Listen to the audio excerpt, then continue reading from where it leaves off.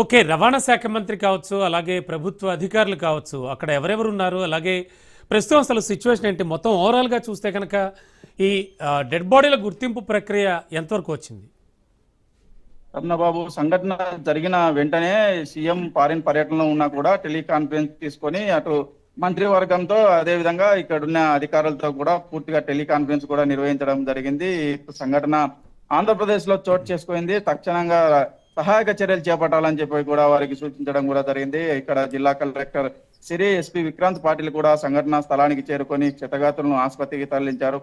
3 fire ఇంజన్లు సంఘటనా స్థలానికి చేరుకొని అక్కడనే మంటలార్పిన పరిస్థితి అయితే నెలకొంది. అప్పటికే వీరు చేరుకున్నప్పటికే జరగాల్సిన నష్టం జరిగిపోయింది. 19 మంది పూర్తిగా కాలి బూడిదైన పరిస్థితి అయితే నెలకొంది. వారిని గుర్తించి వారి బంధువులకు ఈ సమాచారం చేయడానికి ఏదైతే ట్రావెల్స్ ఉందో ఆ ట్రావెల్స్ లో ఎంతమంది ప్రయాణిస్తున్నారో వారి డీటెయిల్స్ కూడా కలెక్ట్ చేయడం కూడా జరిగింది. అదే సంఘటనా స్థలంలోనే వీరు ఒక టెంట్లు ఏర్పాటు చేసుకుని అటు మృతదేహాలకు అటు పోస్ట్ మార్టం చేయడానికి, అదే విధంగా ఆ సంఘటన జరిగిన మృతుల వివరాలను తెలుసుకొని వారి బంధువులకు సమాచారం ఇచ్చేందుకు ఈ ట్రావెల్ బస్సు ఇక్కడ హైదరాబాద్ నుంచి బెంగళూరుకు వెళ్లే క్రమంలో అక్కడ నుంచి వారు ఎవరు సెల్ ఫోన్స్ బయటికి తీసుకున్న పరిస్థితి లేదు. మొత్తం కాలి బూడిదైన పరిస్థితి.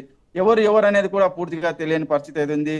హైదరాబాద్ నుంచి బెంగళూరుకు వెళ్లే క్రమంలో ఇక్కడ ఆంధ్రప్రదేశ్ వారు ఉన్నారు, కర్ణాటక వారు ఉన్నారు, ఒరిస్సా వారు ఉన్నారు, అటు తమిళనాడు వారు ఉన్నారు. అది వివిధ రాష్ట్రాలకు చెందిన వారు ఉండడంతో వారి డీటెయిల్స్ కూడా సేకరించడం పూర్తిగా కష్టతరమైన పరిస్థితి అయితే ఉంది. వారికి పూర్తిగా సమాచారం అందజేశారు. 19 మంది ఎవరైతే ఉన్నారో వారికి ఐడెంటిఫై చేసి వాళ్ళ కుటుంబ సభ్యులకు కూడా తెలపడం కూడా జరిగింది. ఇలా ఫైర్ యాక్సిడెంట్ జరిగింది, ఇంతమంది చనిపోయారని చెప్పేసి హెల్ప్ లైన్ నెంబర్లు కూడా ఇవ్వడం కూడా జరిగింది.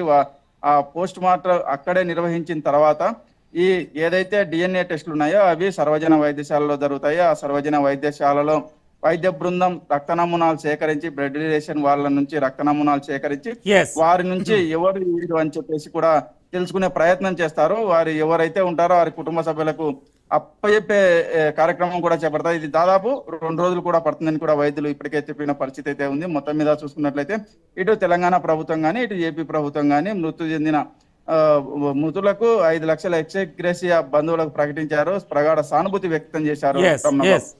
Thank you Madhu.